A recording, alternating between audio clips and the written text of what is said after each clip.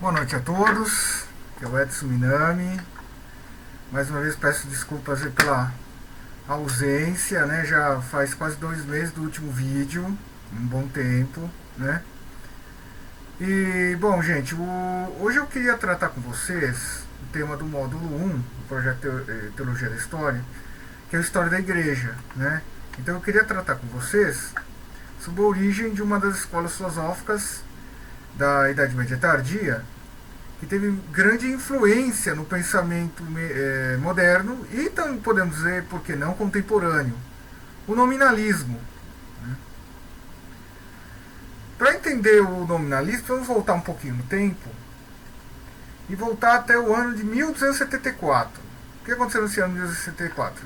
Morre São Tomás de Aquino, né? O grande nome da escolástica. Né? Enfim. Depois disso, em 1280 aproximadamente, morre São Talberto Magno, né, o mestre de São Tomás. Né? Então, na mesma década, desaparecem os dois grandes ícones, vamos dizer, da escolástica da Idade Média. Né? Agora, logo depois da morte do São Tomás, nota-se, né, um certo sentimento de autossuficiência, né, quer dizer, da escolástica, a ideia de que a escolástica não precisava mais, não havia mais o que evoluir, mais o que crescer. De uma certa maneira, quando se fala de escolástica, esse é um assunto que acaba voltando frequentemente na história da filosofia. Quer dizer, quando surge um grande autor, é difícil para as gerações seguintes de pensadores darem um passo além, né? Quer dizer, levar o pensamento desse filósofo à frente, né? Desenvolver novas ideias, fazer continuar o progresso da escolástica. Né? Depois de São Tomás, parece que todos os assuntos foram tocados. Né? De uma certa maneira, muita gente que estuda hoje o escolasticismo fica um pouco com essa sensação, né? De que todos os assuntos já foram tocados, não há mais como evoluir. Enfim. Esse é o primeiro ponto. Quer dizer, há um desgaste do pensamento da escolástica. A ideia de que a escolástica não tem mais como avançar. Esse é o primeiro ponto. Segundo ponto, do cisma do Ocidente. Né? O que foi o cisma do Ocidente? Explicando assim, muito rapidamente. Foi um período em que houve uma difusão de universidades pela Europa. Por quê? Porque nós tivemos 3 papas. Então, cada um dos papas, né, se arrogando o direito pontifical de criar universidades, criou várias universidades. Né? Essas universidades novas, né, de acordo com a inclinação pró-papado ou pró-império alemão, convidavam para lecionar nessas universidades professores de linha moderna ou escolástica. Né? Foi quando surgiram, nesse período, várias universidades alemãs, território da cultura alemã. Né? Aí citando um autor que estuda a época, né, o Luís Soares, né, não tem nada a ver com o centroavante do Barcelona, né, que ele diz para nós, citação: foi então quando nasceram várias universidades alemãs, época do cisma do Ocidente. Até então unicamente Praga, fundada em 1347, havia superado os limites assinalados. Entre as novas fundações se encontra Wittenberg, em pouco tempo convertia no lar do nominalismo mais extremado. Por esse caminho chegaria até Lutero. Né?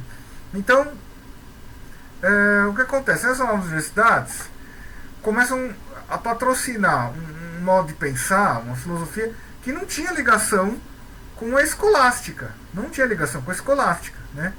Uma filosofia novas, né? Novos modos de pensar. Né? Aí citando um medievalista pouco conhecido, né? Um norte-americano chamado Charles Homer Haskins, né? Ele diz para nós, né, quer dizer, os pensadores desse período da Idade Média tardia, século XIV, século XV, começam a se perguntar: os universais são meros nomes ou têm uma existência real a parte do seu correspondente individual concreto? Esta questão soa um pouco árida se a tratamos como um mero problema de lógica. No entanto, ela se torna bem mais interessante tão logo envolve uma questão vital. A essência da reforma está implícita no tipo de visão que temos da igreja, ou seja, se tal visão é nominalista ou realista. Né? O que seria, basicamente, o nominalismo? Né? Bom, primeiro, acho que seria interessante fazer um contraponto com a outra escola, o realismo. Né? Então, o realismo, ele parte o conhecimento das coisas, da realidade das coisas. Né? Então, agora, o nominalismo não. Resumindo, né? Reacendeu-se uma discussão que remontava à Alta Idade Média, a questão dos universais.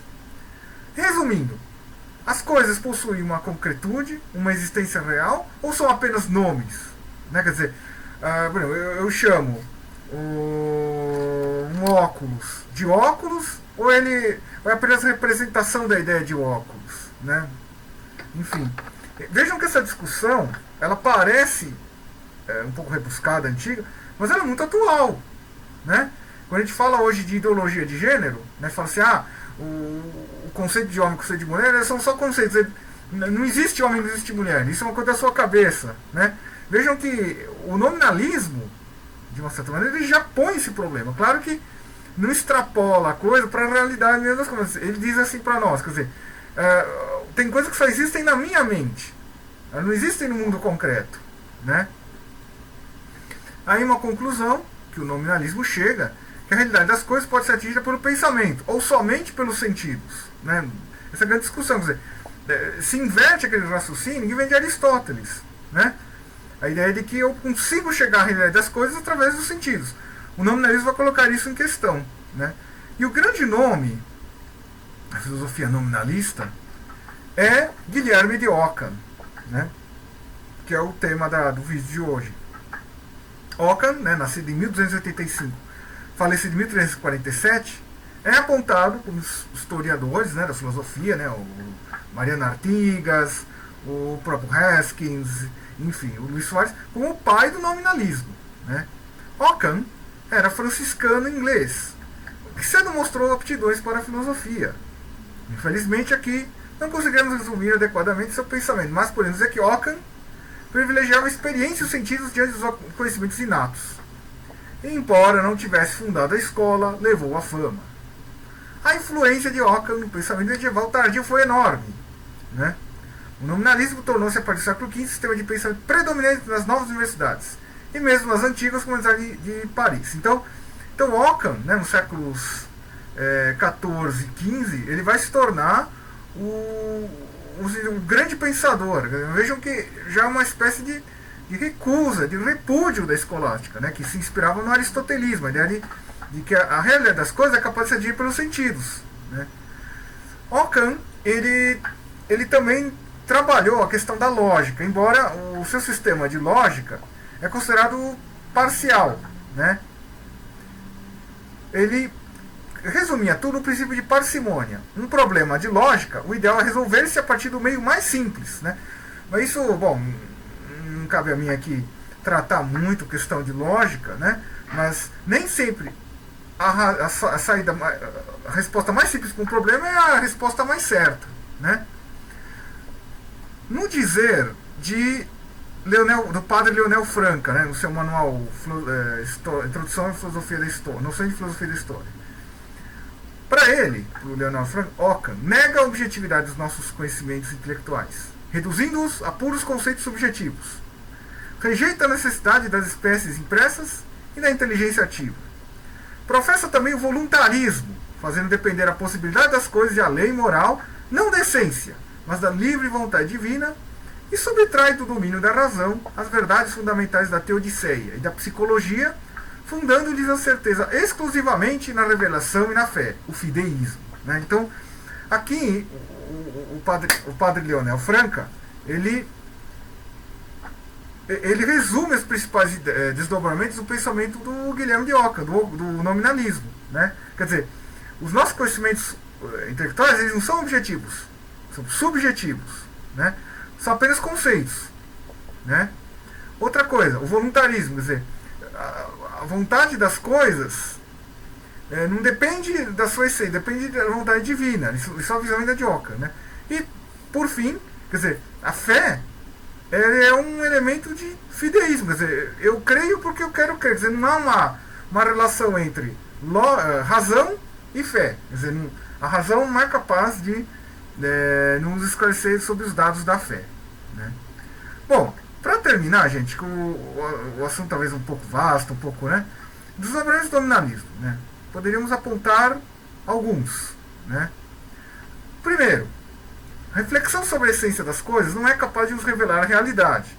Somente a observação empírica da realidade pode nos ajudar. Então quer dizer, os pensadores medievais, eles começam a refletir da seguinte ideia, quer dizer, a única coisa que vale é o mundo concreto, não o mundo das ideias, né? Nesse sentido, um outro grande pensador experimentalista do século XIII ainda, Roger Bacon, né? Bacon viveu entre 1210 e 1294, né? Ele diz que maior o valor da experiência do que a reflexão. Esse é o primeiro ponto. Então, a reflexão sobre essas das coisas não é capaz de nos revelar a realidade. Segundo, a fé é voluntarismo, exclui a necessidade de provas materiais ou intelectuais. Não nos espanta saber que Lutero era um teólogo de inspiração ocamista. Ele era um discípulo, se considerava um discípulo de Ockham. E havia estudado na Universidade de Wittenberg, um grande reduto de pensadores ocamistas. De fato, o nominalismo radical levava ao pessimismo com relação à natureza humana, né? Aí, de novo, cito aqui o Luís Soares, né? Não é o Luizito Soares do Barcelona, né? Se o homem não pode realizar o bem ou o mal, e esse depende da vontade de Deus, significa que o ser humano, após o pecado original, converteu-se em massa dominata, incapaz de fazer o bem. Então vejam que aqui o Luís Soares aponta, quer dizer, o ocamismo radical, né? A filosofia de Ockham, né? Se a religião é pura subjetividade, através da subjetividade do Ockham, a gente chega assim, o homem é incapaz de se salvar, enfim, merece a danação eterna. Vejam que aqui já antecipa a doutrina teológica do Lutero, de Martinho Lutero, né? Bom, enfim, o Ockham, né, como eu falei já desde o início do vídeo, ele representa já a decadência do pensamento medieval. Não à toa, né, no livro publicado em 1980, O Nome da Rosa, o Humberto Eco, né, um anticlerical convicto, cria o personagem William de Baskerville, né, que no filme é representado por Sean Connery, e ele coloca o William de Baskerville como um discípulo de Ockham, né? No filme aparece isso, né? Quer dizer, quando o Watson, né, o Calvin Slater está conversando lá com o William de Baskerville, ele fala assim: nossa, mestre, onde você aprendeu todo o seu conhecimento, seu saber? E o William Baskerville responde: com meu mestre Guilherme de Ockham, né? Quer dizer, colocou esse personagem William de Baskerville como um representante do pensamento Ockham, quer dizer, como que para mostrar que a experiência das coisas vale mais do que o conhecimento inato das coisas, né? Muito bom. Bom, gente, então, para terminar, então esse vídeo eu queria falar um pouquinho, assim, pinceladas muito rápidas, né? O pensamento do Guilherme de Ockham. Bom, então, gente, então era isso. Eu queria comentar. Espero que vocês tenham gostado do vídeo. Por favor, deixem aí no final, aí vai um e-mail. Deixem suas sugestões e críticas. Uma boa noite, muito obrigado.